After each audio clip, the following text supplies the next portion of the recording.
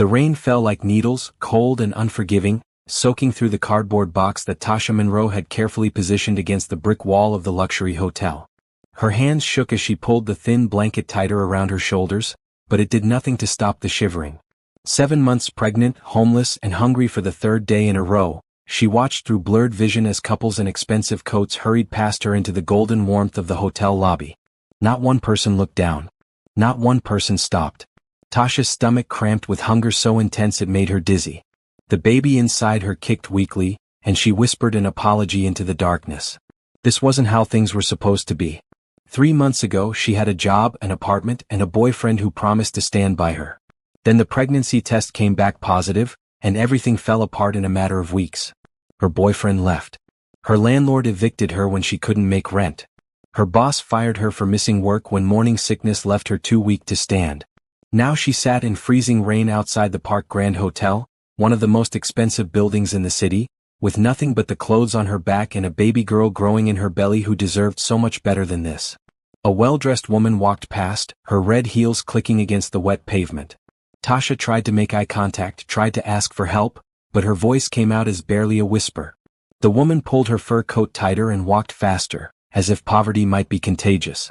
Tasha's vision started to blur. Her body felt both freezing and numb at the same time.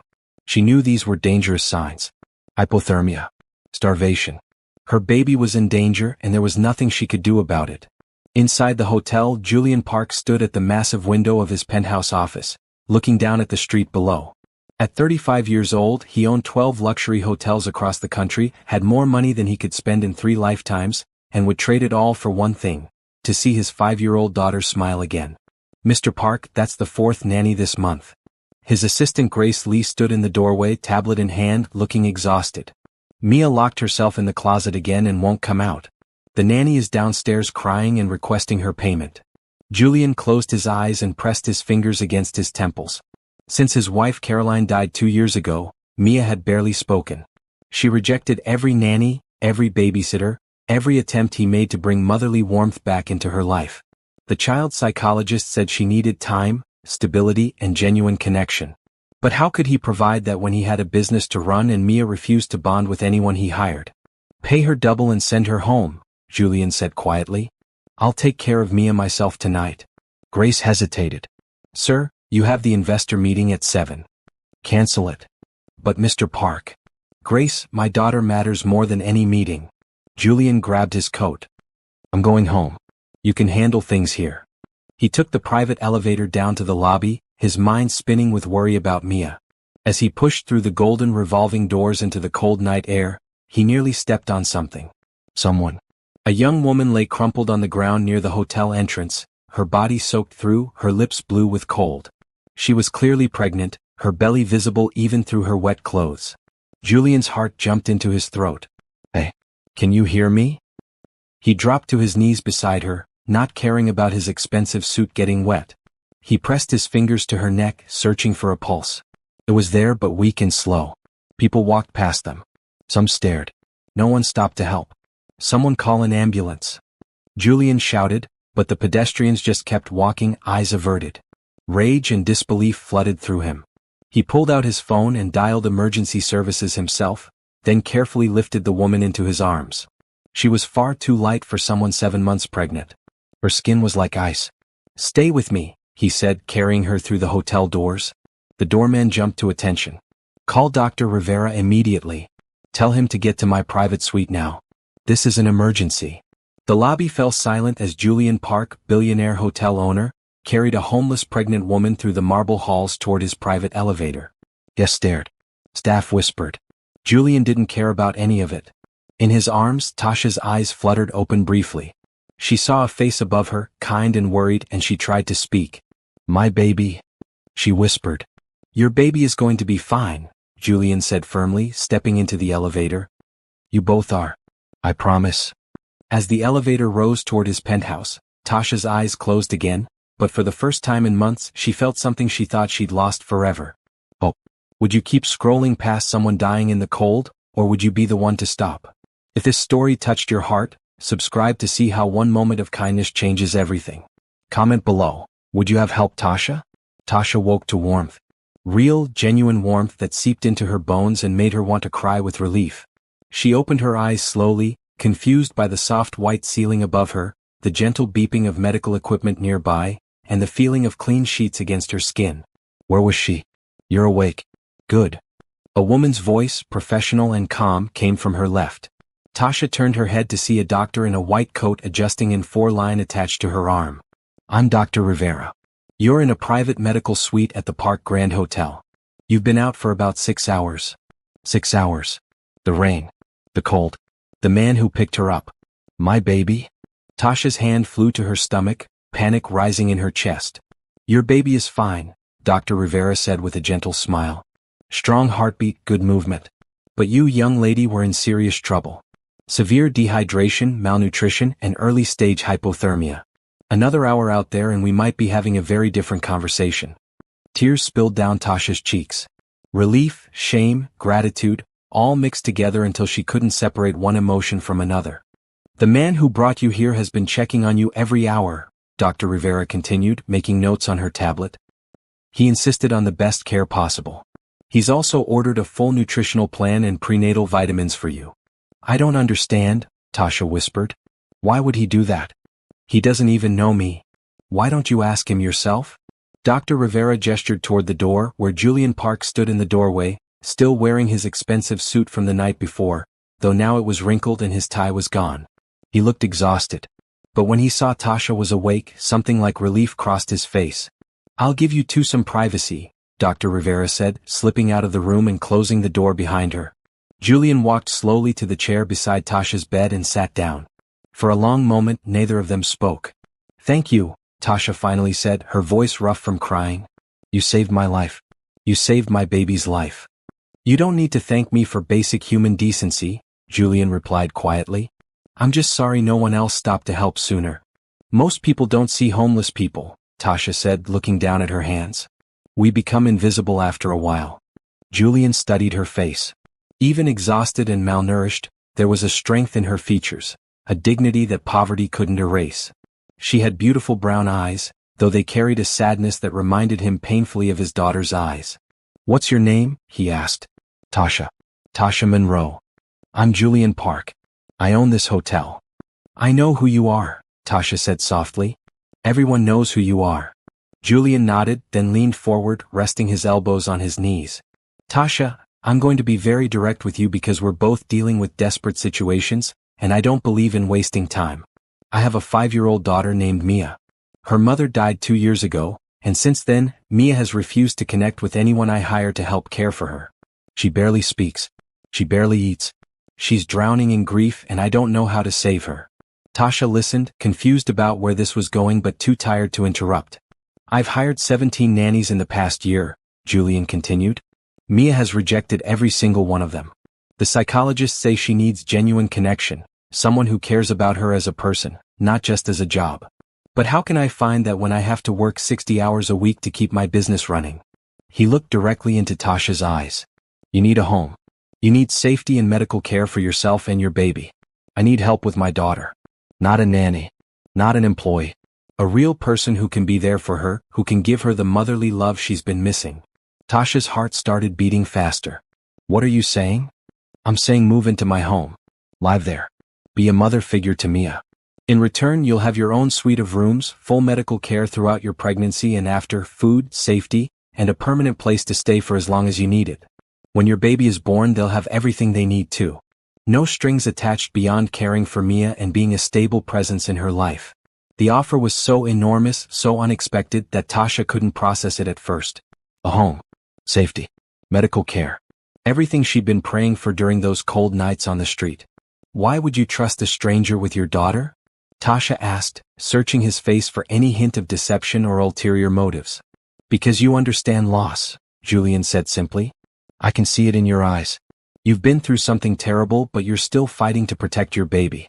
That kind of love, that kind of strength, is exactly what Mia needs to see. And honestly, Tasha, I'm out of options. Conventional solutions aren't working. Maybe what we both need is something unconventional. Tasha's mind raced. There had to be a catch. Men like Julian Park didn't just offer everything to homeless women out of kindness. But as she looked at his face, she saw only exhaustion and genuine worry. This was a father desperate to help his child. "What if Mia doesn't like me either?" Tasha asked. "Then we'll deal with that when it happens. But something tells me she will." Julian stood up and pulled a business card from his pocket, setting it on the table beside her bed. "That has my personal number. Dr. Rivera says you need at least 3 days of rest and monitored nutrition before you're strong enough to leave. Think about my offer. If you decide yes, call me. If you decide no, I'll still make sure you're placed in a good shelter with prenatal care. Either way, you're not going back to the streets." He walked toward the door, then paused and looked back at her. "For what it's worth, Tasha, I believe things happen for a reason. Maybe you were outside my hotel last night because we're supposed to help each other." After he left, Tasha lay in the comfortable bed, staring at the ceiling. Her entire body ached, but her mind was clear for the first time in months. She thought about sleeping in the rain, about the fear that gripped her every night on the streets, about the baby growing inside her who deserved a real chance at life. She thought about the sadness in Julian's eyes when he talked about his daughter. Then she thought about the alternative, a shelter if she was lucky. Constantly moving, constantly uncertain, raising her baby in poverty with no support system. Tasha picked up the business card and ran her thumb over the embossed letters of Julian's name. She'd spent 3 months refusing to accept handouts, too proud to ask for help, convinced she could solve everything on her own. That pride had nearly killed her and her baby. Maybe it was time to choose differently. Maybe it was time to accept kindness when it was offered. Maybe it was time to stop being invisible and let someone see her. Tasha reached for the phone on the bedside table. Her hands shook slightly as she dialed Julian's number. He answered on the second ring. "Julian Park." "Mr. Park, this is Tasha. I've thought about your offer." She took a deep breath. "My answer is yes. I accept. And thank you. Thank you for seeing me when no one else would." There was a pause on the other end of the line, then Julian's voice came through, warm with relief. "Thank you, Tasha. You have no idea how much this means to me. Rest for the next few days and get your strength back. When you're ready, I'll bring you home and introduce you to Mia. Welcome to the family." When Tasha hung up the phone, she put both hands on her belly and whispered to her baby. "We're going to be okay, little one. We're finally going to be okay." For the first time since her world fell apart, Tasha Monroe believed it was true. 3 days later, Tasha stood in front of a mansion that looked like something out of a movie. The Park estate sprawled across what must have been 5 acres, with a main house that rose 3 stories high, painted a soft cream color with blue shutters and a wraparound porch that seemed to go on forever. Gardens stretched out on either side, still green despite the late autumn chill, and a fountain bubbled cheerfully near the circular driveway. "This is where you live?" Tasha asked, unable to keep the awe out of her voice. Julian, who had picked her up from the hospital himself, smiled slightly. "This is home. I know it's a lot to take in." A lot felt like an understatement. Tasha had grown up in a tiny 2-bedroom apartment with her mother and 3 siblings. This place looked like it could hold 50 families comfortably. As they walked up the stone pathway to the front door, it swung open, and a woman in her 50s with warm brown skin and kind eyes appeared, wearing an apron covered in flour. "You must be Tasha," the woman said, her voice rich with welcome. "I'm Beverly Thompson, the head cook around here. Mr. Park told us all about you. Come in, come in. You look like you could use some real food." Beverly pulled Tasha into a gentle hug before she could respond, and Tasha felt tears prick at her eyes. It had been so long since anyone hugged her like that, with genuine warmth and no expectation of anything in return. "Beverly has been with us since Mia was born," Julian explained as they stepped into the foyer. "She basically runs the household." "Someone has to," Beverly said with a knowing look at Julian. "This man would forget to eat if I didn't put food in front of him 3 times a day." The inside of the house was just as impressive as the outside. Hardwood floors gleamed under her feet. A grand staircase curved upward to the 2nd floor. Paintings lined the walls and fresh flowers sat in vases on various tables. But despite the luxury, there was something warm about the space. Photos of a little girl at various ages were displayed on the mantel. Colorful drawings hung on the refrigerator visible through the kitchen doorway. This was a home, not just a house. "Let me show you to your rooms," Julian said, gesturing toward the staircase. "Then, if you're feeling up to it, I'd like you to meet Mia." Tasha's stomach flipped nervously. Everything depended on whether Mia accepted her. If the little girl rejected her like she'd rejected everyone else, this whole arrangement would fall apart. They climbed to the 2nd floor, then down a wide hallway lined with more family photos. Julian stopped in front of a door and opened it, stepping aside so Tasha could enter first. The suite was beautiful. A large bedroom with a queen-sized bed covered in a soft green comforter, a sitting area with a couch and television, a private bathroom with a tub big enough to swim in, and huge windows that looked out over the gardens. Another door connected to a smaller room that had been set up as a nursery, complete with a crib, changing table and rocking chair. I had the staff prepare it last week, Julian said, watching Tasha's face carefully. If there's anything you need changed or added, just tell Beverly. She'll take care of it. Tasha walked slowly through the rooms, running her hand along the furniture, hardly able to believe this was real. She stopped at the nursery and looked at the crib with its mobile of soft stars hanging above it. I don't know what to say, she whispered. You don't have to say anything. Just rest and make yourself at home. Julian checked his watch. It's almost lunchtime. Why don't you get settled and then come downstairs? I'll introduce you to Mia then. After he left, Tasha sat on the edge of the bed and let herself cry. Not from sadness this time, but from overwhelming relief and gratitude. 1 week ago, she'd been sleeping in a cardboard box. Now she sat in a room that was bigger than any apartment she'd ever lived in, safe and warm, with a real future ahead of her baby. She touched her belly gently. See, little one? I told you we'd be okay.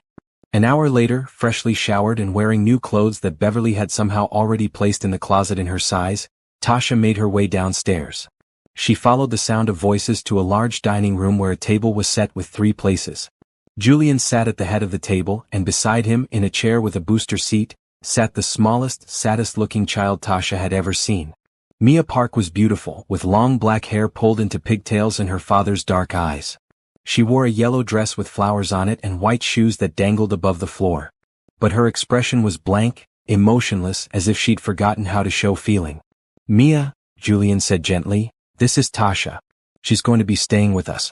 Remember we talked about this. Mia looked at Tasha with those sad, empty eyes and said nothing. Tasha's heart broke a little. She knew that look. She'd seen it in the mirror often enough during her worst days on the street. This was a child who had lost hope. Hi, Mia, Tasha said softly, sitting down in the chair across from the little girl. It's really nice to meet you. Your dad told me you're 5 years old. That's a great age. Mia stared at her but didn't respond. Beverly came in carrying plates of food, grilled chicken, mashed sweet potatoes, and green beans. She set them down with a meaningful look at Julian, then disappeared back into the kitchen.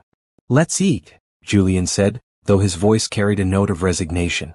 They ate in uncomfortable silence. Julian made a few attempts at conversation, but Mia ignored him, pushing her food around her plate without eating much. Tasha noticed the little girl kept glancing at her belly, curiosity flickering briefly in those sad eyes. I'm going to have a baby, Tasha said quietly. A little girl. She'll be here in about 2 months. Mia's eyes widened slightly, the first real emotion Tasha had seen from her. Would you like to feel her kick? Tasha asked. She's been moving around a lot today. Mia looked at her father as if asking permission. Julian nodded encouragingly. Slowly, Mia slid down from her chair and walked around the table to Tasha. She was tiny, barely reaching Tasha's shoulder even when Tasha remained seated. Tasha took Mia's small hand gently and placed it on her belly. Right there. Just wait a second. They sat in silence, Mia's hand pressed against Tasha's pregnant belly. Then the baby kicked, a strong thump against Mia's palm. Mia's eyes went huge. Her mouth opened slightly in surprise. And then, for just a brief moment, the corner of her mouth twitched upward. Almost a smile. Julian's breath caught. Tasha saw tears in his eyes.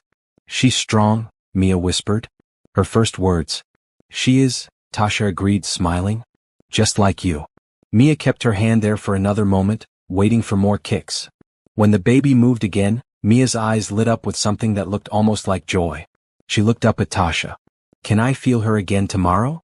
You can feel her anytime you want, Tasha promised. Mia nodded solemnly, then walked back to her chair and for the first time that meal, picked up her fork and actually ate some of her lunch. Across the table, Julian mouthed 2 words to Tasha. Thank you. Tasha nodded. This was why she was here. Not just to have a place to stay but to help heal a broken little heart. And maybe in the process heal her own broken heart too. After lunch, Julian had to take a business call, so Tasha offered to stay with Mia. The little girl led her to a playroom on the first floor, filled with more toys than any child could possibly need. But Mia walked past all of them to a small table near the window where coloring books and crayons lay scattered. Do you like to color? Tasha asked, sitting down in one of the tiny chairs at the table. Mia nodded and pushed a coloring book toward her. It was a book of flowers and butterflies. They colored together in comfortable silence for a while. Tasha chose a purple crayon and started filling in a butterfly's wings. Mia watched her technique, then carefully selected a blue crayon for her own butterfly. My mommy liked butterflies, Mia said suddenly, her voice barely above a whisper. Tasha's hand paused mid-stroke. She looked at the little girl, at the grief still visible in her young face. I bet your mommy was wonderful, Tasha said gently. She was. Mia kept coloring, but a single tear rolled down her cheek. She got sick. Daddy said she went to heaven. I'm sorry, sweetheart. That must make you very sad. Mia nodded, more tears falling now. Everyone says they'll stay, but they all leave. Even mommy left. Understanding crashed over Tasha. This was why Mia rejected every nanny. Not because she didn't want connection, but because she was terrified of losing someone again. Tasha set down her crayon and got down on her knees beside Mia's chair. Can I tell you something? Mia looked at her with wet eyes and nodded. I'm not going anywhere, Tasha said firmly. I know you don't know me very well yet, and maybe you don't believe me. But I promise you, Mia, I'm not leaving. Not tomorrow, not next week, not next year. Your daddy gave me and my baby a home when we had nowhere to go. That makes you and your daddy my family now. And family doesn't leave. Mia studied her face for a long moment, as if trying to decide whether to trust these words. Promise? She whispered. I promise. Mia threw her small arms around Tasha's neck and held on tight, crying into her shoulder. Tasha wrapped her arms around the little girl and held her, rocking slightly, letting her cry out the grief and fear she'd been holding inside for 2 years. It's okay, Tasha murmured. I've got you. You're safe. Everything's going to be okay. From the doorway, Julian stood watching, his own face wet with tears. He'd heard everything. And for the first time since Caroline died, he felt like his daughter might actually heal. Maybe they all would. The first 2 weeks passed in a gentle rhythm. Tasha woke each morning to Beverly's cooking smells drifting up from the kitchen. She'd dress in the comfortable clothes that had mysteriously appeared in her closet, all in her size, all in colors she loved, then make her way downstairs to find Mia already awake and waiting for her at the breakfast table. Can I feel the baby?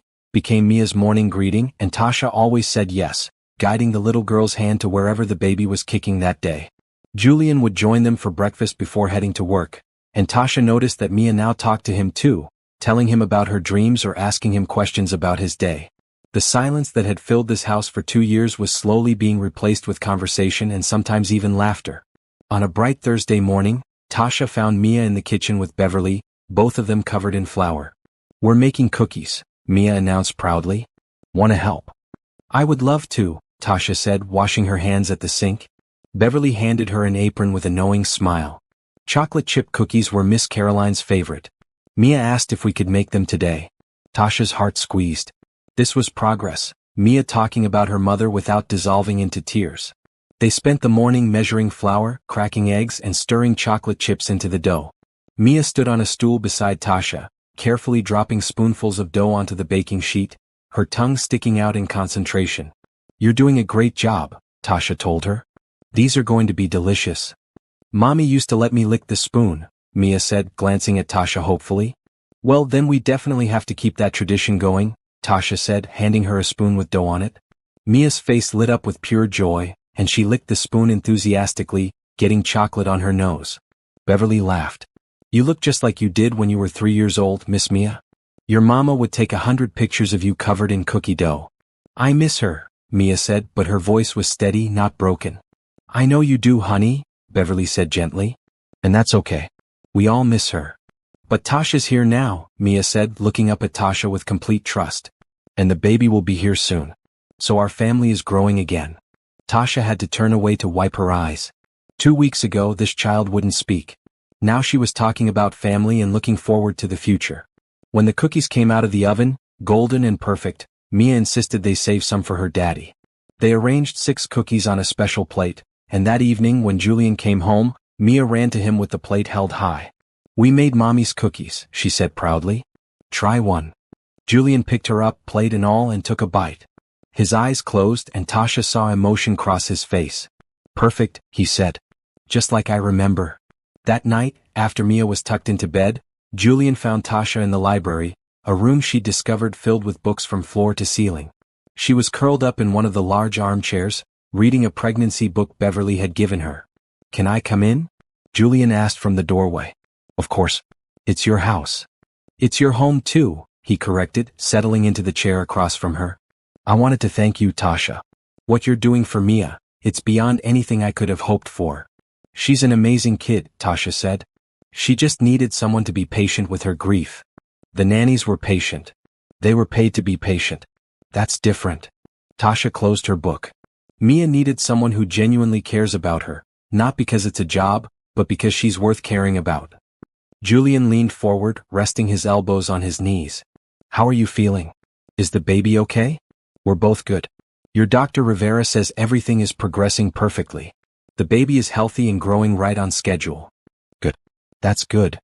Julian paused, seeming to struggle with something. "Tasha, I need you to understand something. This arrangement, it's not charity. You're giving me and Mia something we desperately needed.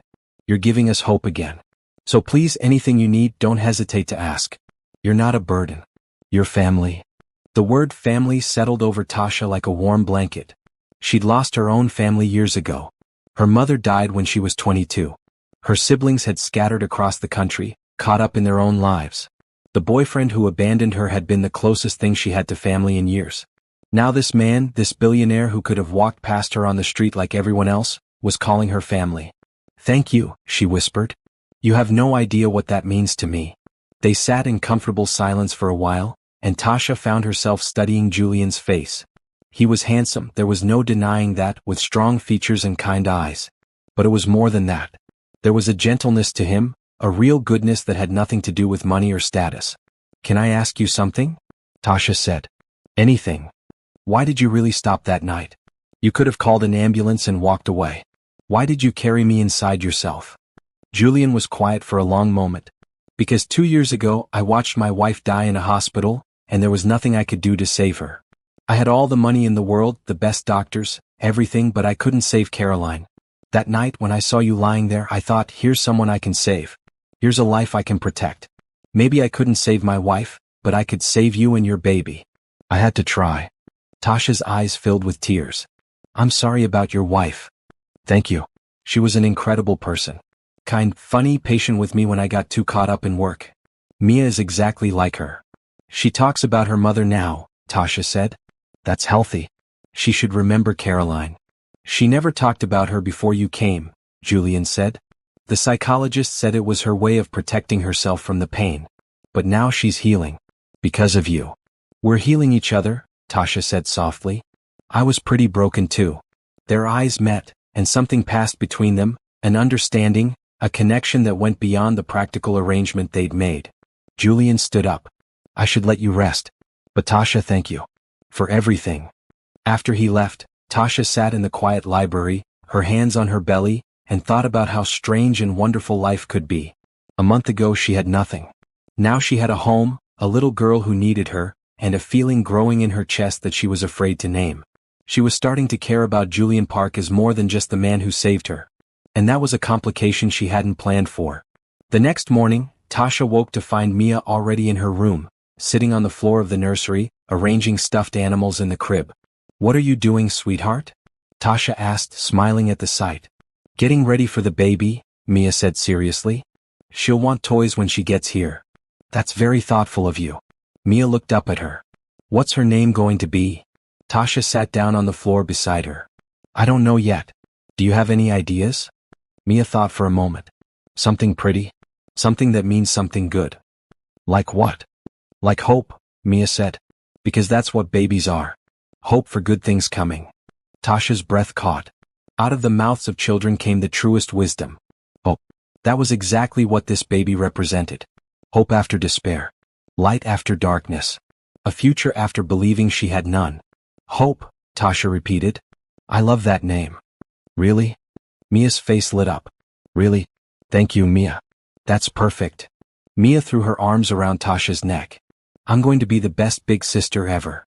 "I know you are," Tasha said, holding her close. "Hope is lucky to have you." That afternoon, Beverly took them into town for shopping. Mia held Tasha's hand the entire time, pointing out baby clothes she liked and insisting they buy a pink teddy bear, because every baby needs a teddy bear. People stared at them, this obviously pregnant African-American woman and the Asian little girl calling her by name so affectionately. Tasha saw the questions in their eyes, but she didn't care. Let them wonder. This was her family now, unconventional as it might be. At the park on the way home, Mia begged to play on the swings. Tasha pushed her gently, listening to the little girl's laughter ring out across the playground. Other mothers sat on benches nearby, watching their own children play. One woman, kind-faced and friendly, came over to Tasha. "Your daughter is beautiful. How old is she?" Tasha started to correct her, to explain the situation, but then she looked at Mia, swinging high and free and happy, and she realized something. "She's 5, Tasha said simply. "And thank you." Because in every way that mattered, Mia was becoming her daughter. Not by blood but by choice. By love. By the commitment she made that day in the playroom when she promised not to leave. That night at dinner, Mia made an announcement. "The baby's name is Hope," she told her father proudly. "I helped pick it." Julian looked at Tasha with raised eyebrows and Tasha nodded. "Hope Monroe Park," Tasha said. "If that's okay with you." Julian's eyes went suspiciously bright. "Park? This is her home. You're providing for her. It seems right." Julian had to clear his throat twice before he could speak. "I'd be honored."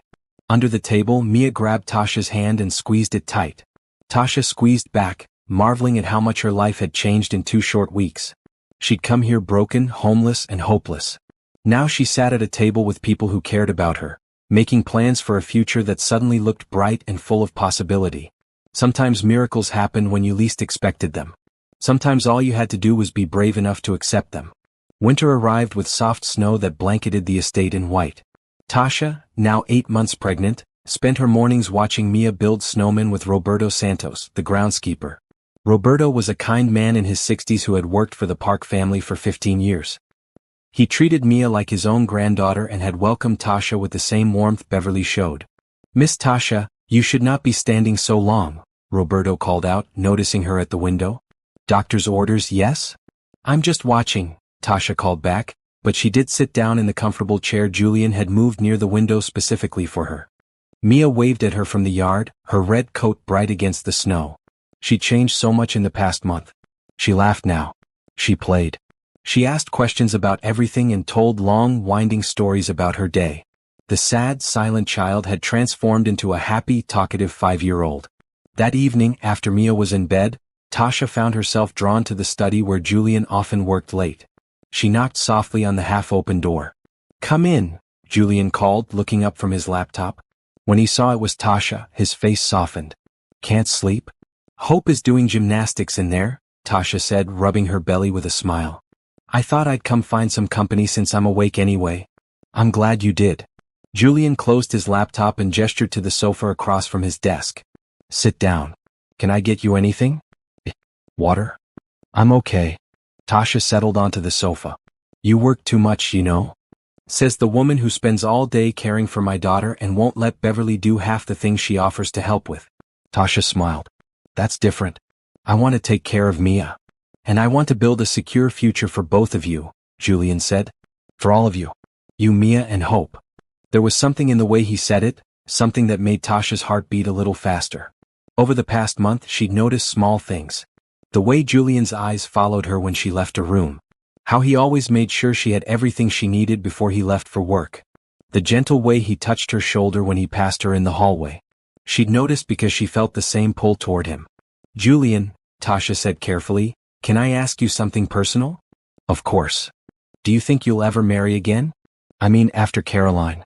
Julian leaned back in his chair, considering the question. "A year ago I would have said no. I thought what Caroline and I had was once in a lifetime. I thought I'd had my chance at love and that was it. And now I think maybe life gives us second chances sometimes. If we're brave enough to take them." He looked directly at her. "What about you? Do you think you'll give love another try after what happened with your baby's father?" Tasha's hand went to her belly protectively. She rarely talked about Marcus, the man who abandoned her when she needed him most. "What happened with Marcus taught me something important. Love isn't about pretty words or promises. It's about showing up. It's about staying when things get hard. It's about actions, not just feelings." "That's very wise. I learned it the hard way." Tasha paused. "But yes, I think I could love again. If I found someone who understood what real love actually means. The air between them felt charged with something unspoken. Julian stood up and moved to sit on the sofa beside her, careful to leave respectful space between them. Tasha, these past weeks with you here, they've changed everything. Not just for Mia, though watching her heal has been incredible. But for me too. I look forward to coming home now. I look forward to dinner conversations and hearing about your day and watching you read to Mia before bed. I look forward to seeing you. Tasha's breath caught. Julian. I'm not saying this to pressure you or make you uncomfortable. I know our arrangement is practical and you're here because of Mia. But I need you to know that somewhere along the way, you became more than just someone helping me with my daughter. You became someone I care about. Someone important to me. Tasha's heart was racing.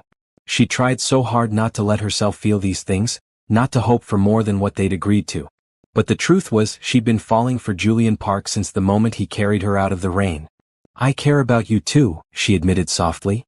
More than I probably should. Why shouldn't you? Because this was supposed to be simple. A practical arrangement. I was homeless, you needed help with Mia, and we made a deal. But now it feels complicated. Life is complicated, Julian said. But that doesn't mean it's bad. Sometimes complicated is just another word for real. He reached over and took her hand gently. His skin was warm against hers. I'm not asking for anything to change right now, Julian said. I just needed you to know how I feel. Whatever happens between us, it will be because we both want it, not because you feel obligated or because of our arrangement. You'll always have a home here, Tasha. Always. Regardless of anything else. Tears spilled down Tasha's cheeks. How are you this good? How are you real? I'm not that good. I'm just a man who knows a blessing when he sees one. Julian squeezed her hand. You walked into my life when I'd lost hope. You brought light back into this house. You gave my daughter her smile back. How could I not fall for you? Tasha wanted to kiss him. The urge was so strong it almost overwhelmed her. But she was 8 months pregnant, emotionally vulnerable, and still figuring out how to trust again. This needed to happen slowly, carefully. As if reading her mind, Julian lifted her hand and kissed it gently. We have time. All the time you need. Thank you, Tasha whispered. They sat together on the sofa, hands intertwined, talking late into the night. Julian told her about his childhood growing up poor in a small apartment with immigrant parents who worked 3 jobs between them to make ends meet. He told her about building his business from nothing, about his first small hotel that barely stayed afloat, about meeting Caroline at a charity fundraiser and knowing within 5 minutes that he'd marry her. Tasha told him about losing her mother to cancer when she was just 22, about her siblings drifting away to follow their own dreams, about meeting Marcus and believing he was her new family. She told him about the pregnancy test, the abandonment, the rapid spiral into homelessness that happened so fast she couldn't stop it. I was so ashamed, Tasha said. I kept thinking I should be able to fix it myself. I should be able to figure something out. Accepting help felt like failure. Pride almost killed you, Julian said gently. And your baby. I know. That night in the rain when I collapsed, part of me was actually relieved. I was so tired of fighting alone. You never have to fight alone again. The clock on the mantel chimed midnight. Tasha stood up slowly, her hand on her lower back. I should let you get back to work. Work can wait. Julian stood too. Let me walk you to your room. They walked slowly up the grand staircase, Julian's hand hovering near her elbow in case she needed support. At her door they paused. Good night, Julian. Good night, Tasha. She started to go inside then turned back. Julian? I'm glad you stopped that night. I'm glad you didn't just walk past me. I'm glad too. More than you know. After her door closed, Julian stood in the hallway for a long moment, his heart full of feelings he'd thought he'd never experience again. He'd loved Caroline completely, and losing her had nearly destroyed him. He never expected to fall in love a second time. But love didn't ask permission. It just arrived, unexpected and perfect, in the form of a woman who'd lost everything and still had the strength to care for his broken daughter. Julian walked back to his study, but instead of working he pulled out his phone and called his lawyer. Robert, it's Julian Park. Sorry for calling so late, but I need you to draw up some papers. I want to establish a trust fund. For 2 beneficiaries, Mia Park and Hope Monroe Park. Whatever happened between him and Tasha, whatever shape their relationship took, he was going to make sure both girls were taken care of. Always. Because that's what you did for family. And they were his family now, all 3 of them. Snow fell steadily outside as December arrived, transforming the estate into something magical. Mia insisted they needed to decorate for Christmas, something the Park household hadn't done properly since Caroline died. Julian had simply let the staff put up minimal decorations the past 2 years, unable to face the memories. But this year was different. "We need a tree," Mia announced at breakfast one Saturday morning. "A really big one." Tasha looked at Julian, unsure. "Is that okay?" Julian smiled, and Tasha noticed it reached his eyes now, a real smile instead of the sad attempts from when she first arrived. "I think it's a great idea. We should all go pick one out together." They drove to a Christmas tree farm an hour away, the 4 of them. Julian, Mia, Tasha, and Roberto, who'd been enlisted to help transport whatever tree they chose. The air smelled like pine and snow, and Christmas music played from speakers scattered throughout the farm. Mia ran ahead, examining every tree with serious concentration. Too small. Too skinny. Too short. "She has high standards," Roberto said with a laugh. "Just like her father," Tasha teased, and Julian bumped her shoulder gently with his. The casual touch sent warmth through Tasha's entire body. Since their conversation in the study 2 weeks ago, there had been more of these small touches. A hand on her back as they walked. Fingers brushing when they both reached for something at the same time. Julian sitting closer to her on the sofa during Mia's bedtime stories. Nothing inappropriate, nothing rushed. Just a gentle building of connection that made Tasha's heart race every time. "This one," Mia shouted from the top of a small hill. "Come see." They climbed up to find her standing in front of a massive Douglas fir that had to be at least 12 feet tall. "Mia, that's huge," Julian said. "It's perfect," Mia insisted. "It's the most beautiful tree here." Julian looked at Tasha, who was trying not to laugh. "What do you think?" "I think Mia has excellent taste." "That's all I need to hear," Julian said. He signaled to one of the farm workers. "We'll take this one." Getting the tree into the house took Roberto and 2 of the farm workers. They set it up in the main living room where it nearly touched the ceiling. The entire room smelled like fresh pine. "Now we decorate," Mia said, clapping her hands. Beverly appeared with boxes of ornaments that had been stored in the attic. As they opened them, Tasha saw Julian's face grow sad. These were Caroline's decorations, memories of Christmases past. Mia pulled out a handmade ornament, clearly created by a child's hands. "I made this with Mommy when I was 3. Julian knelt down beside his daughter. "I remember. You were so proud of it." "Can we hang it on the tree?" Mia asked. Mommy would want to be part of Christmas. Julian's eyes were wet, but he was smiling. She absolutely would. "Let's hang it right in front where everyone can see it." They spent the afternoon decorating, and Tasha was moved by how they incorporated Caroline's memory into the joy of the present.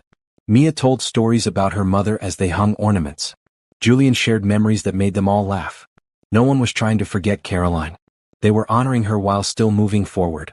"Tasha, you should put the star on top," Mia said, holding up the golden star that went at the tree's peak. "Oh, I think your dad should do that. It's tradition." "New tradition," Mia insisted. "You're part of our family now." Julian brought over a step stool. "She's right. Please." Tasha climbed carefully up the stool, her pregnant belly making it a bit awkward. Julian stood close behind her, his hands hovering near her waist in case she needed support. She could feel the warmth of him, smell his cologne. She placed the star on the highest branch, and Julian reached up to help her secure it. For a moment, they were both reaching upward together, their hands touching, their bodies close. "Got it," Julian said quietly, and Tasha could hear something in his voice that made her pulse quicken. They stepped back and Roberto plugged in the lights. The tree blazed to life, beautiful and bright, filling the room with warm light. "It's the best tree ever," Mia breathed. That night, after Mia was asleep, Tasha couldn't settle down. The baby was active and her back ached from all the decorating. She made her way to the kitchen for some water and found Julian already there making hot chocolate. "Can't sleep either?" he asked. "Hope is practicing her martial arts routine in there." Julian smiled. "Want some hot chocolate? It's Caroline's recipe. She always made it this time of year." "I'd love some." They sat at the kitchen island, sipping hot chocolate and watching snow fall outside the large window. The house was quiet around them, peaceful. "Thank you for today," Julian said. "For helping make Christmas special again. For helping Mia remember her mother in a healthy way. Caroline will always be part of this family," Tasha said. "I would never try to replace her." "You're not replacing her. You're healing us. There's a difference." Julian set down his mug. "Tasha, I need to tell you something." Tasha's heart started beating faster. Okay. When I asked you to move in here, I genuinely thought this was just about helping Mia. I thought I was doing something good for my daughter while helping someone in need. But it became more than that so quickly. You became more than that. Julian, let me finish. He reached over and took her hand. I'm in love with you, Tasha. Completely, entirely in love with you. I know it's fast. I know our situation is complicated. But I can't keep pretending what I feel is anything less than love. Tasha's eyes filled with tears. She'd known this was coming, felt it building between them for weeks, but hearing the words out loud still made her heart sore. I love you too, she whispered. I tried not to. I tried to keep this practical and simple. But Julian, you're the kindest, most genuine person I've ever met. How could I not fall in love with you? Julian stood up and came around the island to stand in front of her. He cupped her face gently in his hands, his thumbs wiping away her tears. Can I kiss you? He asked softly. Please.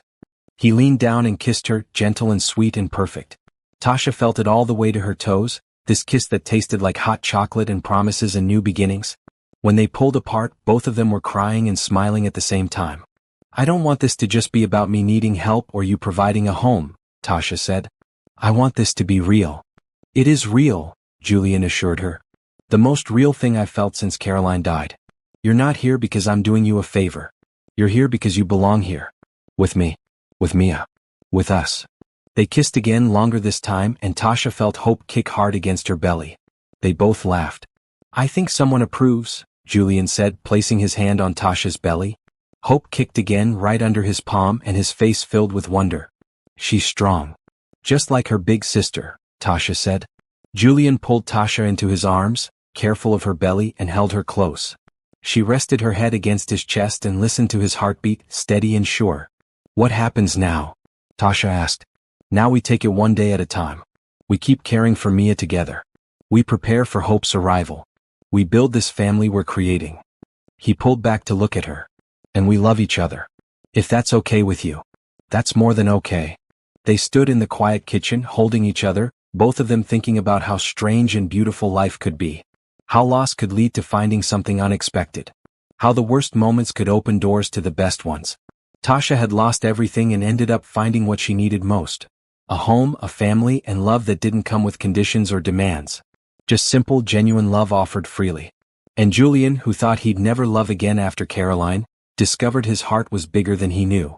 Big enough to honor his past while embracing his future. Big enough to love again without guilt or fear. Upstairs, in her yellow bedroom with the glow-in-the-dark stars on the ceiling, Mia slept peacefully, dreaming of Christmas and baby sisters and the woman who kept her promise to stay. The family was healing. Growing. Becoming something beautiful. And it all started because one man chose to stop and help someone everyone else walked past. Sometimes that's all it takes to change everything. One moment of kindness. One choice to see someone who's been made invisible. One decision to love when it would be easier to walk away. Tasha woke at 3 in the morning to a sharp pain across her belly. She lay still for a moment, wondering if it was just another false alarm like the one she'd had 2 weeks ago. But then another contraction came, stronger this time, and she knew. It was time. She reached for her phone on the nightstand and called Julian's number. He answered on the first ring, his voice alert despite the early hour. Tasha? Are you okay? The baby's coming. I think we need to go to the hospital. She heard movement, Julian already getting out of bed. I'll be right there. Don't move. 2 minutes later, he was at her door in sweatpants and a t-shirt, his hair messy from sleep but his eyes sharp with focus. How far apart are the contractions? About 8 minutes. Okay, good. We have time. He helped her stand up slowly. I already called Dr. Rivera. She's meeting us at the hospital. Mia, Tasha said, another contraction making her pause and breathe through it. We can't leave her alone. Beverly is already on her way. She'll stay with Mia until my sister gets here in the morning. Julian grabbed the hospital bag they'd packed weeks ago. Everything is taken care of. You just focus on breathing. They made it downstairs just as Beverly came through the front door, still putting on her coat. You go on, Beverly said, shooing them toward the garage. I've got Miss Mia. You bring that beautiful baby into the world. The drive to the hospital was quick, Julian driving carefully but efficiently through the empty pre-dawn streets. He kept one hand on the steering wheel and the other holding Tasha's, squeezing gently whenever a contraction hit. You're doing great, he murmured. So great. This hurts more than I expected, Tasha admitted through gritted teeth. I know. But soon you'll get to meet Hope. Keep thinking about that. At the hospital, Julian's status meant they were ushered immediately into a private birthing suite. Dr. Rivera arrived within minutes, calm and professional. Let's see how far along you are, she said after examining Tasha. Oh, you're moving fast. Already 6 centimeters. This baby wants to meet you today. The next few hours were a blur of pain and breathing exercises and Julian's steady presence beside her. He never left, not even when the contractions got so intense that Tasha squeezed his hand hard enough to leave marks. I can't do this, Tasha gasped during a particularly brutal contraction. You can, Julian said firmly. You're the strongest person I know. You survived homelessness while pregnant. You can absolutely do this. He's right, Dr. Rivera said. You're almost there, Tasha. Just a little longer. At 7:42 in the morning, as the sun rose over the city, Hope Monroe Park came into the world with a loud, healthy cry. Dr. Rivera placed her on Tasha's chest, and Tasha burst into tears at the sight of her daughter, red and wrinkled and absolutely perfect. She's beautiful, Julian whispered, his own face wet with tears. Just like her mother. Hope had a cap of dark curly hair and deep brown eyes that looked up at Tasha with what seemed like recognition. Tasha counted her tiny fingers and toes, marveling at the miracle of this small person she'd carried for 9 months. Welcome to the world, baby girl, Tasha whispered, kissing Hope's forehead. We've been waiting for you. Julian stood beside the bed, looking down at both of them with an expression of pure love. When Dr. Rivera asked if he wanted to cut the umbilical cord, he looked at Tasha for permission. You should, Tasha said. You're her father in every way that matters. Julian's hands shook slightly as he cut the cord, officially separating Hope from Tasha and starting her independent life. Then he leaned down and kissed Tasha gently. Thank you, he said, for letting me be here. For letting me be part of this. There's nowhere else you should be. After the nurses took Hope to be weighed and measured, Julian called home to share the news. He put the phone on speaker so Tasha could hear. Did the baby come? Mia's excited voice filled the room. She did, Julian said, smiling. You have a little sister. Her name is Hope, she weighs 7 pounds and 3 ounces and she's perfect. Can I come see her? Later today after you've had breakfast and gotten dressed. Aunt Helen is going to bring you to the hospital. Is Tasha okay? Tasha felt her heart squeeze. I'm great, sweetheart. I can't wait for you to meet your little sister. I love you, Tasha, Mia said, and it was the first time she'd said those words. I love you too, Mia. So much. After they hung up, Julian settled into the chair beside Tasha's bed. A nurse brought Hope back, now cleaned and wrapped in a soft pink blanket, and placed her in Tasha's arms. She's really here, Tasha said, unable to stop staring at her daughter. After everything, she's really here and she's healthy and perfect. You did that, Julian said. You protected her through impossible circumstances. You're an incredible mother. I had help. A lot of help. Tasha looked at him. Julian, I need to tell you something. Anything. When I was living on the streets, I used to pray. I'd given up on a lot of things, but I still prayed. And I'd ask for a miracle, for something to change, for a way out. But I never imagined the miracle would look like you. I never imagined someone would care enough to actually help instead of just walking past. Julian reached over and brushed a curl away from her face. You gave me a miracle too. You gave me my daughter back. You brought joy into my house again. You taught me that it's okay to love after loss. I do love you, Tasha said. In case that wasn't clear. It's clear. Julian smiled. And I love you. Both of you. All 3 of you, counting Mia. Hope made a small noise, her tiny hand curling around Tasha's finger. They both looked down at her, this perfect blend of vulnerability and possibility. What kind of life do you think she'll have? Tasha wondered aloud. A beautiful one, Julian said with certainty. Full of love and opportunity and family. Everything you wanted for her. Later that afternoon, Mia arrived with Julian's sister Helen. She burst into the hospital room like a small tornado, stopping short when she saw the baby in Tasha's arms. She's so tiny, Mia whispered, suddenly shy. Come here, Tasha said, patting the bed beside her. Come meet your sister. Mia climbed carefully onto the bed and peered down at Hope's face. The baby's eyes were open, looking around at this strange new world. Hi, Hope, Mia said softly. I'm your big sister, Mia. I'm going to teach you everything. How to color and read and build snowmen and bake cookies. I'm going to protect you and play with you and love you forever. Hope seemed to look right at Mia, and her tiny hand moved as if reaching for her. She knows me, Mia breathed. Daddy, she knows me. Of course she does, Julian said, his voice thick with emotion. You've been talking to her for months. Mia very gently touched Hope's hand, and the baby's fingers curled around one of hers. The look of wonder on Mia's face was something Tasha would remember forever. I'm a big sister, Mia said. A real big sister. The best big sister, Tasha agreed. They spent the rest of the afternoon as a family, passing Hope around carefully, taking pictures, and marveling at this new person who had joined their lives. Beverly and Roberto came by with flowers and homemade food. Dr. Rivera stopped in to check on Tasha and declare both mother and baby healthy. As evening fell and the hospital grew quiet, Julian sent Mia home with his sister so she could get a proper dinner and bedtime. He stayed with Tasha, pulling the uncomfortable hospital chair as close to her bed as possible. You don't have to stay, Tasha said, though she hoped he would. There's nowhere else I want to be. Hope slept in the bassinet beside the bed, making little snuffling noises that they both found adorable. Tasha was exhausted but too wired to sleep, running on adrenaline and joy. Julian, she said quietly, do you ever think about what our life is going to look like? Long term, I mean. All the time. And what do you see? Julian took her hand. I see you and me raising these two girls together. I see birthday parties and school plays and teenage drama. I see Christmases and summer vacations and all the normal, beautiful, chaotic things that families do.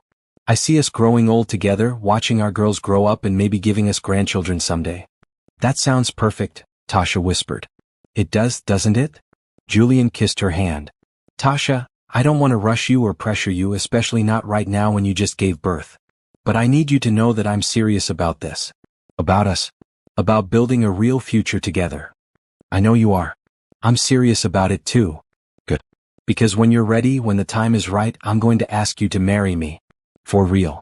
Not out of obligation or arrangement, but because I love you and I want to spend the rest of my life with you. Tasha's eyes filled with happy tears. When you do ask, my answer will be yes.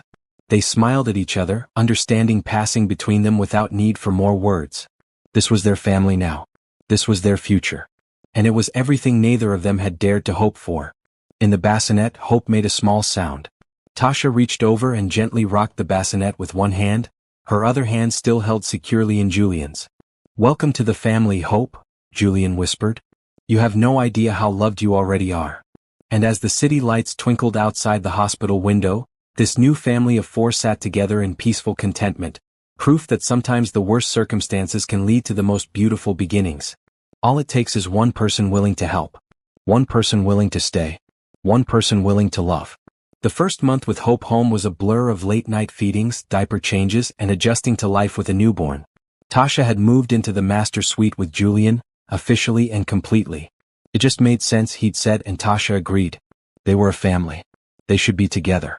Mia was a devoted big sister, always wanting to help. She'd hold Hope's bottle, fetch clean diapers, and sing lullabies in her sweet 5-year-old voice. Watching her with the baby made Tasha's heart full to bursting. One February evening, after both girls were finally asleep, Tasha found Julian in the living room, staring at the dying embers in the fireplace. Penny for your thoughts, she said, settling onto the couch beside him. Julian pulled her close against his side. I was just thinking about how different everything is now. A year ago, I was basically sleepwalking through life. Working all the time, watching Mia fade away, feeling like I'd failed as a father. You didn't fail. I was failing, Julian corrected gently. I didn't know how to reach her. But then you came along and everything changed. You changed everything, Tasha. Tasha rested her head on his shoulder. We changed each other. I was giving up when you found me. I'd stopped believing good things could happen. You proved me wrong. They sat in comfortable silence for a while, the house quiet around them. Then Julian shifted, reaching into his pocket. I've been carrying this around for 2 weeks, waiting for the right moment, he said. But I'm starting to think there's no such thing as a perfect moment. There's just now and us and the life we're building together. He pulled out a small velvet box. Tasha's breath caught. Julian? Let me say this first, Julian said, his voice steady but emotional. I know we started this in an unconventional way. I know we came together out of mutual need, not romance. But somewhere along the way, need became want, and want became love, and love became this certainty that you're the person I want to spend the rest of my life with. He opened the box, revealing a beautiful ring with a single diamond that caught the firelight. Tasha Monroe, will you marry me? Not because we have an arrangement, not because it's practical, but because I love you completely and I want you to be my wife. Tasha was crying now, happy tears streaming down her face. Yes. Yes, Julian, I'll marry you. Julian slipped the ring onto her finger, then pulled her into his arms and kissed her deeply. When they broke apart, both of them were smiling and crying at the same time. I love you, Tasha said. I love you so much it scares me sometimes. Why does it scare you? Because I have so much to lose now. You, Mia, hope this life we've built. What if something happens? What if I lose it all again? Julian cupped her face in his hands, making sure she was looking directly at him. Life doesn't come with guarantees. I learned that when I lost Caroline. But I also learned that letting fear stop you from loving is worse than the risk of loss. We have right now, Tasha. We have today and tomorrow and hopefully thousands of days after that. That's all anyone gets. You're right. I know you're right. Besides, Julian said with a small smile, you promised Mia you wouldn't leave. And I've learned that you always keep your promises. Tasha laughed through her tears. I did promise her that, didn't I? You did. So you're stuck with us now. They kissed again, sealing the promise with joy and hope and the kind of love that grows slowly and roots deeply. When they finally pulled apart, Tasha looked down at the ring on her finger, still hardly believing this was real. When should we tell Mia? She asked. How about tomorrow morning? We can tell her together. But they didn't have to wait until morning. A small voice came from the doorway. Tell me what? They both turned to see Mia standing there in her yellow pajamas with stars on them, rubbing her eyes sleepily. Sweetheart, what are you doing awake? Julian asked. I heard voices. I came to check. Mia walked over to the couch and Tasha pulled her up to sit between them. Are you guys okay? We're better than okay, Tasha said, exchanging a look with Julian. Your dad just asked me something very important. What did he ask? He asked me to marry him, Tasha said softly. And I said yes. Mia's eyes went wide. Then her face broke into the biggest smile Tasha had ever seen on her. Really? You're going to be married? Like for real married? For real married, Julian confirmed. Does that mean Tasha will be my mom? Like my actual mom? Tasha's heart clenched. If that's okay with you. I would never try to replace your first mom. She'll always be your mom too. I know, Mia said seriously. I have mommy in heaven and you here. That means I have two moms. I'm lucky. She threw her arms around Tasha's neck and held on tight. I love you so much. I'm so happy you're staying forever. Me too, baby girl. Me too. Julian wrapped his arms around both of them and they sat there as a family holding each other close. Mia eventually fell asleep between them, her head on Tasha's shoulder, completely content. I guess we told her, Julian whispered. I guess we did, Tasha whispered back, looking down at Mia's peaceful face. And she's happy. Of course she is. She gets everything she wanted. A mom, a baby sister, and a family that's whole again. They carried Mia back to bed together, tucking her in carefully. As they walked back to their room, Julian took Tasha's hand. Have you thought about when you want to get married? I don't need anything big, Tasha said. Just something small and meaningful. With the people we love. That sounds perfect to me. Over the next few months, they planned a simple ceremony in the estate gardens. Beverly insisted on handling all the food. Roberto spent weeks making sure the gardens were perfect, planting extra flowers and building a beautiful arbor for them to stand under. Mia appointed herself the flower girl and took her duties very seriously, practicing walking slowly and sprinkling imaginary petals for weeks beforehand. Hope, now 4 months old, would be carried down the aisle by Beverly, wearing a white dress that made her look like a tiny angel. Julian's sister Helen helped Tasha find the perfect dress, something simple and elegant in cream-colored silk that accommodated her post-pregnancy body beautifully. Mia insisted Tasha needed flowers in her hair, so they added fresh blooms to complement the dress. The night before the wedding, Tasha couldn't sleep. She stood at the window of the master bedroom, looking out at the gardens where she'd be married tomorrow, and marveled at how far she'd come. 9 months ago she'd been homeless and hopeless, convinced her life was over. Now she stood in a beautiful home, about to marry an incredible man, with 2 daughters who called her mom and a future so bright it almost hurt to look at. Can't sleep? Julian's voice came from behind her, and she felt his arms wrap around her waist. Just thinking. About what? About miracles, Tasha said, leaning back against him. About how sometimes the worst moments lead to the best ones. About how glad I am that you didn't walk past me that night. I'll never walk past someone who needs help, Julian said. You taught me that the way we treat people when they're at their lowest says everything about who we are. You already knew that. You just reminded yourself. They stood together, looking out at the moonlit gardens, both of them thinking about the journey that brought them here. Are you nervous about tomorrow? Julian asked. Not even a little bit, Tasha said. I've never been more sure of anything in my life. Good. Because I plan to spend the rest of my life making you happy. You already do. The next morning dawned clear and beautiful, the kind of perfect spring day that felt like a gift. Tasha woke early, fed Hope, and then let herself be swept up in the joy of preparation. Beverly did her hair, weaving fresh flowers through her curls. Helen helped with her makeup, keeping it natural and simple. Mia sat on the bed, already dressed in her pink flower girl dress, watching everything with wide, excited eyes. You look like a princess, Mia breathed when Tasha finally put on her dress. You think so? The most beautiful princess ever. When it was time, they made their way down to the gardens. Julian's business partner and best friend Victor stood ready to officiate, having gotten ordained online specifically for this occasion. A few close friends and staff members sat in white chairs arranged in rows. It was intimate and perfect. Roberto had outdone himself. The gardens bloomed with roses, tulips, and lilies. The arbor was covered in flowing white fabric and more flowers. Soft music played from speakers hidden among the plants. Mia went first, walking slowly down the aisle and carefully dropping rose petals from her basket. She took her job seriously, making sure each petal was placed just right. When she reached the front, she stood beside her father, beaming with pride. Then Beverly walked down carrying Hope, who looked around with wide, curious eyes. The guests made soft sounds of appreciation at how adorable she looked. Finally, it was Tasha's turn. She walked down the aisle alone because this was her choice, her decision, her future she was walking toward. She didn't need anyone to give her away. She was giving herself freely, with joy and certainty and love. Julian stood at the front, and when he saw her, his face transformed with emotion. Tears ran down his cheeks and he didn't bother wiping them away. Tasha reached him and took his hands. They were both crying now, both overwhelmed by the moment. Victor cleared his throat. We gather here today to celebrate something beautiful. These two people found each other in the darkest of circumstances. They were both broken, both searching for something they'd lost. And in helping each other heal, they found love.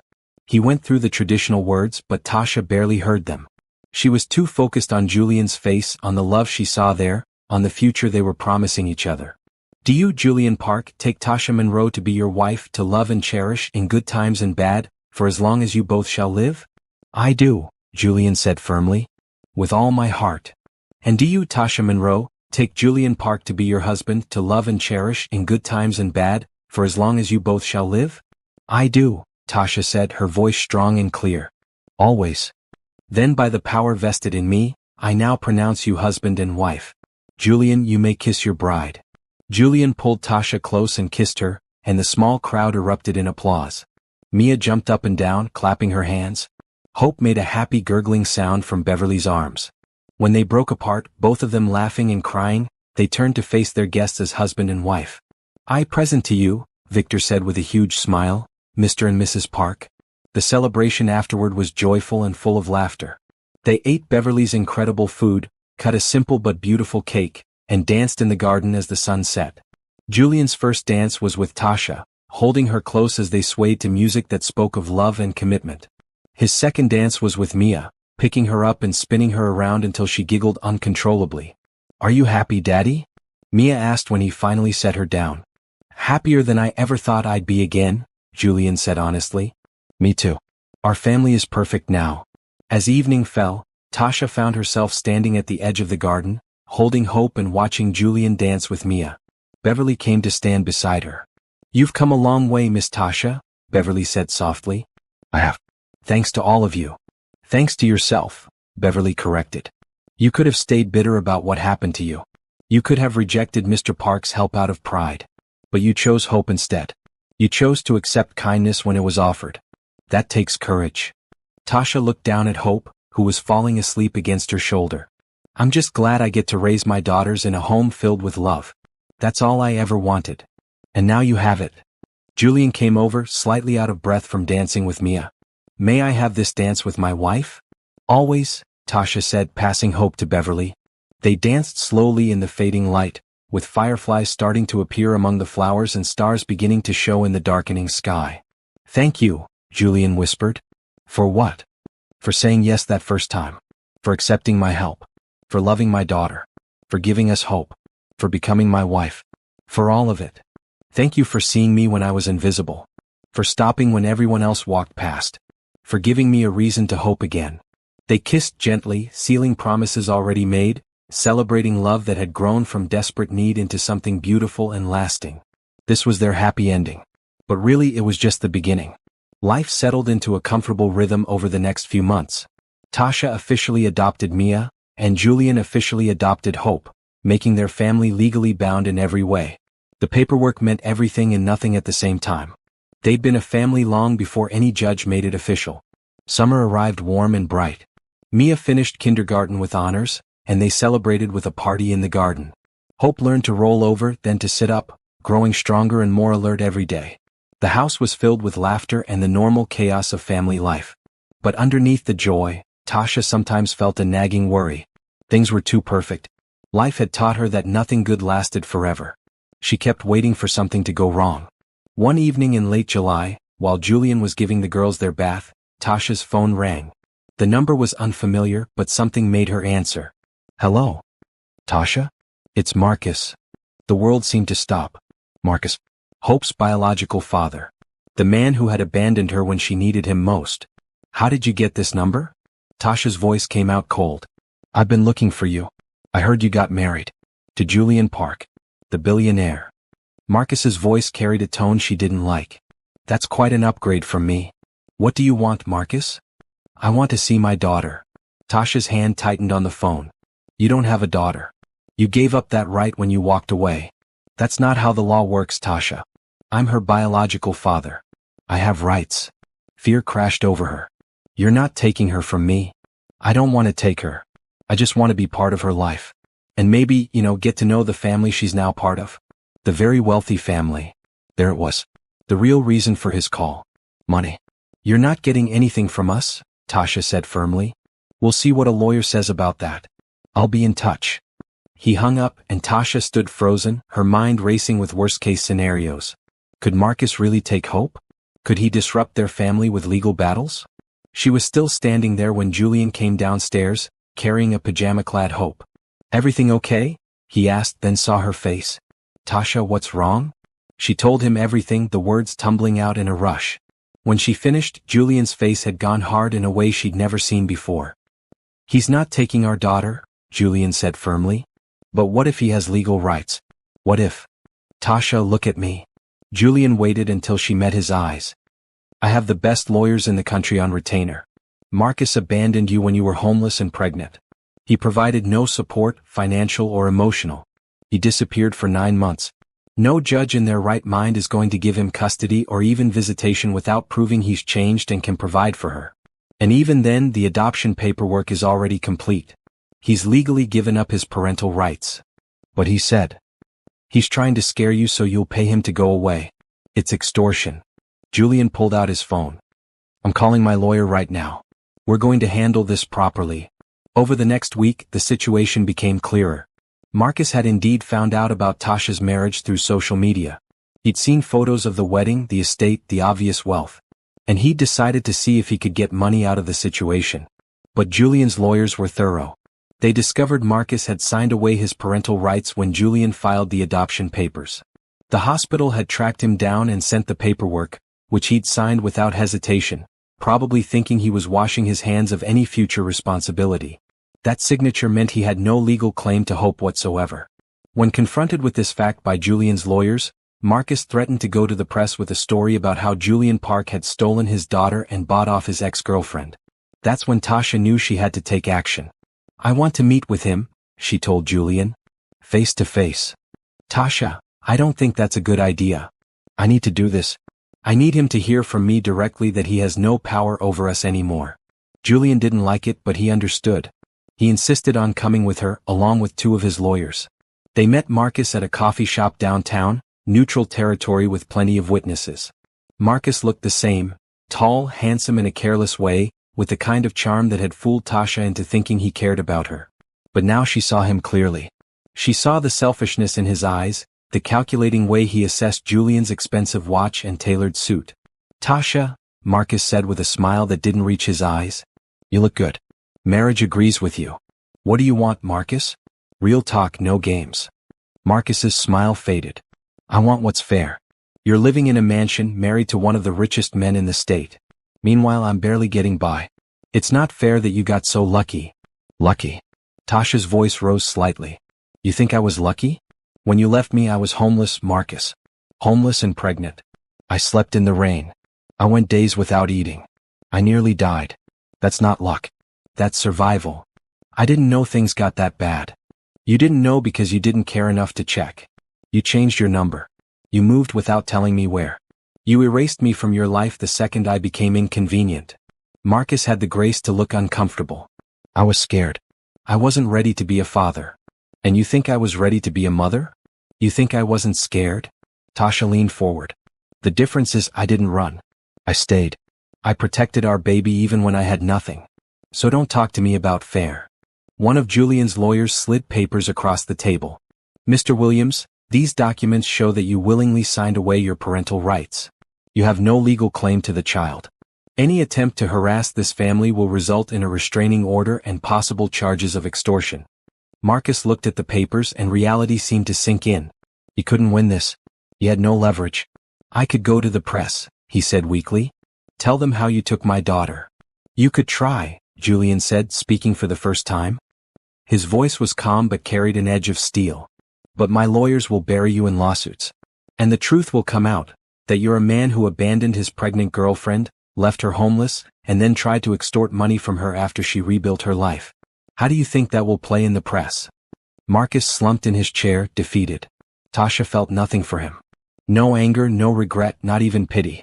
He was just a person she used to know who had made choices that revealed his character. "I'm going to say this once," Tasha said clearly. "Hope is not your daughter. You gave up that title when you walked away. She has a father now. A real father who shows up and loves her and will protect her with everything he has. You are nothing to us. Stay away from my family." She stood up and Julian stood with her. They walked out of the coffee shop together, leaving Marcus sitting alone at the table.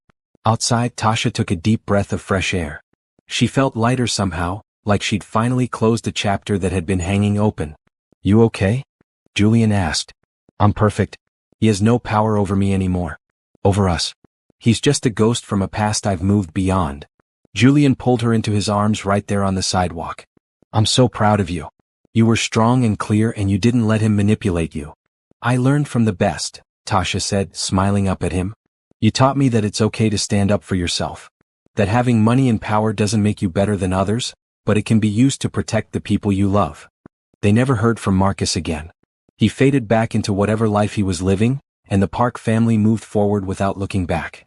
That night, Tasha stood in the nursery watching Hope sleep. The baby was 6 months old now, growing so fast it made Tasha's heart ache. She had Julian's last name, a family who adored her, and a future full of possibilities. "Thank you for protecting us," Tasha whispered into the quiet room. "Thank you for being the father she deserves." Arms wrapped around her from behind, and Julian rested his chin on her shoulder. "Always. I'll always protect you both. All three of you." Mia appeared in the doorway in her pajamas. "Can't sleep?" "Come here, sweetheart," Tasha said, and Mia joined them by the crib. They stood there as a family, Julian, Tasha, Mia, and sleeping Hope. For people who had found each other through pain and loss and need, and had built something beautiful together. "Are you sad about Marcus?" Mia asked. She knew some of what had happened, explained in age-appropriate terms. "No," Tasha said honestly. "I'm grateful. Because if things had worked out with him, I wouldn't have you. I wouldn't have your dad. I wouldn't have this family. Sometimes the worst things lead to the best things." "Like how Mommy dying led to you coming here?" Mia asked. It was a heavy question for a 6-year-old, but Mia had always been wise beyond her years. "In a way, yes," Julian said carefully. "I don't think your first Mommy dying was good. That was sad and hard. But maybe her love for us was so strong that she helped bring Tasha to us. So we could all heal together." Mia thought about this, then nodded. "I think Mommy would like Tasha. I think she'd be glad we're happy again." "I think so too," Julian said, his voice rough with emotion. They stood together in the quiet nursery, a family forged through loss and hope and the courage to love again. Whatever challenges came next, they would face them together. And that made all the difference. 6 months later, on a crisp January morning, Tasha woke to the sound of Hope babbling in her crib and Mia singing in the hallway. She smiled, stretching in the warm bed, and reached over to find Julian already awake, watching her. "Good morning, Mrs. Park," he said, kissing her forehead. "Good morning, Mr. Park." It had been over a year since that cold night when Julian found her collapsed outside his hotel. A year of transformation, healing, and building something beautiful from broken pieces. They got up and started the day together, the familiar rhythm of family life that Tasha never took for granted. Julian made coffee while Tasha nursed Hope. Mia came downstairs already dressed for the day, excited because it was Saturday and Roberto had promised to teach her about planting spring bulbs. "Can Hope come outside too?" Mia asked. "I want to show her the garden." "If we bundle her up warm enough," Tasha agreed. After breakfast they all went outside. The gardens were dormant for winter, but still beautiful in their own way. Roberto was already there, preparing the soil for spring planting. "Miss Mia," he called out with a warm smile. "Ready to learn about tulips?" Mia ran to him eagerly, and Roberto patiently showed her how to prepare the ground and place the bulbs. Julian held Hope, pointing out birds and trees, talking to her in a gentle voice even though she was too young to understand. Tasha stood back and watched her family, her heart so full it felt like it might burst. This was everything she dreamed of during those dark days on the street.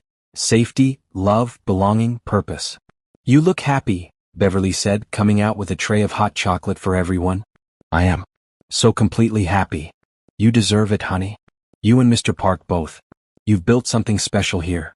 That afternoon, Julian's sister Helen came by with her husband and their 2 kids. The children played together in the playroom while the adults gathered in the living room, talking and laughing. This was family in the truest sense. Not just blood relations but people who chose to love and support each other. Helen pulled Tasha aside at one point. "I want to thank you," she said quietly. "When Caroline died, I was so worried about Julian and Mia. I didn't know if they'd ever recover. But you brought them back to life. You gave them hope again." "They did the same for me," Tasha said. "We saved each other." That evening, after everyone had gone home and both girls were asleep, Julian asked Tasha to join him in his study. She found him at his desk with papers spread out in front of him. "Everything okay?" she asked. "More than okay. Come look at this." She came around the desk and he showed her the documents. They were trust fund papers, revised and updated. "When Hope was born, I set up trust funds for both girls," Julian explained. "But I've been thinking about expanding that. I want to create a foundation. The Caroline and Hope Foundation. It will provide housing assistance, medical care, and job training for homeless pregnant women. Everything you needed when you were on the streets." Tasha's eyes filled with tears. "Julian, that's beautiful. You'll run it if you want. Or we can hire someone and you can be on the board. Whatever you're comfortable with. But I want to make sure that what happened to you doesn't happen to other women. I want to help." "We'll help," Tasha corrected. "Together." They kissed, sealing this new commitment to help others the way Julian had once helped Tasha. It felt right, like the natural evolution of their story. Over the next few months, they worked on establishing the foundation. They found a building downtown to convert into transitional housing. They hired staff, including a wonderful director named Patricia who had once been homeless herself and understood exactly what these women needed. On the day of the grand opening, Tasha stood at the podium to give a speech. She looked out at the crowd. Julian holding Hope, Mia sitting in the front row with Beverly and Roberto, Helen and her family, journalists and city officials and people who had supported the foundation. "A little over a year ago, I was homeless," Tasha began, and saw surprise ripple through parts of the crowd who didn't know her story. "I was 7 months pregnant, alone, and I'd given up hope. I sat outside the Park Grand Hotel in freezing rain, and I watched dozens of people walk past me without stopping. Without seeing me. I'd become invisible." She paused, meeting Julian's eyes. But one man did stop. Julian Park didn't just call an ambulance. He carried me inside himself. He made sure I got medical care. And then he offered me something I desperately needed. A home. Not just shelter, but a real home with love and family and purpose. Tasha looked down at her notes, then decided to speak from her heart instead. "I'm not here to shame anyone who walked past me that night. I understand. We live in a world where we're taught to look away from poverty because it's uncomfortable. We're taught that helping is someone else's job. But I'm here to tell you that it only takes one person stopping, one person caring to change everything. She gestured to the building behind her. This foundation exists because Julian Park believed that every person deserves dignity, safety, and a chance to rebuild. It exists because he showed me that accepting help isn't weakness. It's wisdom. And now we're extending that same help to other women who need it. The speech continued, outlining the services they provide: safe housing, prenatal care, job training, childcare, mental health support. Everything designed to help women move from crisis to stability. When she finished, the crowd erupted in applause. Julian came up to the podium, still holding hope, and kissed Tasha's cheek. "I'm so proud of you," he whispered. Later, during the tour of the facility, a young woman approached Tasha timidly. She was clearly pregnant, maybe 6 months along, with fear and hope warring in her eyes. "Excuse me, Mrs. Park? I was wondering if I could apply to stay here. I lost my job last month and I'm about to lose my apartment. I don't know what else to do." Tasha took the woman's hands in hers. "What's your name?" "Diana. Diana Foster." "Diana, you're exactly who we built this place for. Yes, you can apply. Actually, let me introduce you to Patricia right now. She'll get you started with the intake process." As she watched Patricia lead Diana away, Tasha felt Julian's arm around her waist. "That's going to be you, isn't it?" he said. "Stopping on the street, bringing people inside, making sure they're cared for." "Someone did it for me," Tasha said simply. "Now it's my turn to pass it forward." That night, back at home, Tasha sat in the nursery with 1-year-old Hope on her lap, reading a bedtime story. Mia sat beside them, following along with the words she was learning to read in 1st grade. Julian appeared in the doorway, leaning against the frame, just watching. Tasha looked up and smiled at him. "Come join us," she said. He sat down on the floor with them and they finished the story together as a family. When it was time for bed, they tucked Hope into her crib and walked Mia to her room. "Tasha?" Mia said as Tasha was about to turn off the light. "Do you remember that day when you first came here and I asked you to promise you wouldn't leave?" "I remember. Thank you for keeping that promise. Thank you for staying." Tasha's throat tightened with emotion. "Thank you for letting me stay. For letting me be your mom. You're the best mom ever. Well, second best. Mommy Caroline was the first best. But you're tied for first," Mia said with 6-year-old logic that somehow made perfect sense. "I'll take tied for first," Tasha said, laughing through tears. After Mia was asleep, Tasha and Julian stood in the hallway together. Through Mia's open door, they could see her sleeping peacefully. Down the hall, Hope slept in her crib, one tiny fist curled near her face. "Do you ever think about how different everything could have been?" Tasha asked quietly. "If you had walked past me that night? If I'd refused your help?" "All the time," Julian admitted. "But I'm glad we didn't make those choices. I'm glad I stopped. I'm glad you said yes. I'm glad we found each other." "Me too." They walked to their bedroom hand in hand. As they got ready for bed, moving in the comfortable rhythm of a couple who knew each other well, Tasha thought about the journey that brought them here. She thought about loss and grief and hitting rock bottom. She thought about kindness shown when it mattered most. She thought about learning to accept help without shame. She thought about two broken people choosing to heal together. She thought about becoming a family, piece by piece, day by day. And she thought about the future stretching ahead of them, full of normal days and extraordinary love. As she climbed into bed beside her husband, Tasha felt peace settle over her like a warm blanket. This was home. These were her people. This was the life she'd built from nothing, with help from someone who cared enough to stop. "I love you," she whispered to Julian as he pulled her close. "I love you too. Always." Outside, snow began to fall softly, covering the estate in white. Inside, the Park family slept peacefully, safe and warm and complete. Sometimes the greatest love stories don't start with romance. They start with one person seeing another person's humanity when everyone else looks away. They start with kindness offered freely, without strings or expectations. They start with the courage to accept help when pride says to refuse it. Tasha Monroe came to the Park household with nothing but hope for her unborn child. She found a home, a family, and love beyond anything she'd imagined. Julian Park thought he was just helping someone in need. He found healing, joy, and a second chance at the happiness he thought he'd lost forever. Mia Park was drowning in grief and silence. She found a mother figure who kept her promises and loved her unconditionally. Together, they proved that families aren't always born. Sometimes they're built, one choice at a time, one day at a time, with love as the foundation and hope as the blueprint. The Caroline and Hope Foundation went on to help hundreds of women over the years. Each one walked through those doors desperate and afraid, and walked out with dignity restored and futures rebuilt. Because one man chose to stop on a cold rainy night and help someone everyone else ignored. And every single time Tasha welcomed a new woman into the foundation, she remembered what it felt like to be invisible, to be overlooked, to be desperate for someone to care. She remembered Julian's kindness and she passed it forward, creating ripples of hope that spread far beyond what she ever imagined. This is the power of choosing kindness, of seeing people instead of looking past them, of offering help without judgment, of accepting help without shame. Sometimes all it takes to change everything is one person willing to stop, one person willing to help, one person willing to love. And that's how families are built. That's how lives are changed. That's how miracles happen. One act of kindness at a time.